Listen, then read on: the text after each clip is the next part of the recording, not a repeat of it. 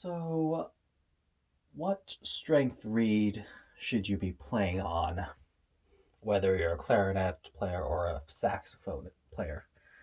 So, this really depends on many factors, but first, let's dispel a common myth that's being perpetuated by many people who have good intentions, I'm sure, but maybe they don't understand very well what the case really is.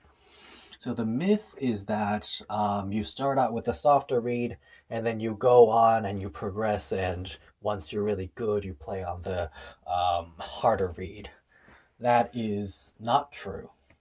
So it is true that beginning players tend to play on softer reeds because they the softer reeds tend to offer less resistance, and it's easier for the beginners to get their air through, and it helps when they're learning the instrument. So it's true that oftentimes beginning players tend to start on softer reeds. However,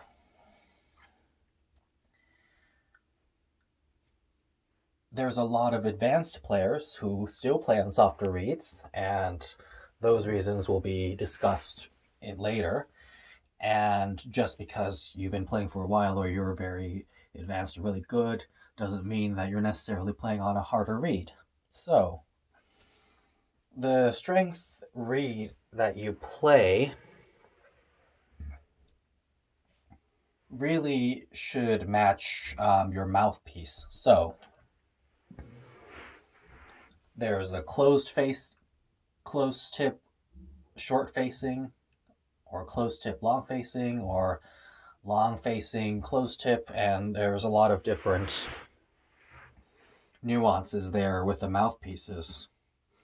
So if your mouthpiece has a short facing, if the table is shorter, then you should be playing on a softer reed. If the table is longer, then you should be playing on a harder reed. Because with a shorter facing, the mouthpiece is offering more resistance, so you need a softer reed to um, circumvent that. It needs to be a parallel pushback to the resistance of the mouthpiece. And if you have a long facing, you have very little resistance, so you need a harder reed to combat that. So that's the way the science works there. Now, oh, and another false fact. So the tip of the reed is very. It's not that the reed is thicker. When it's harder, it's not really thicker. It just depends on the tip, actually. So there's a lot of different nuances there, but we'll get into that in another video maybe.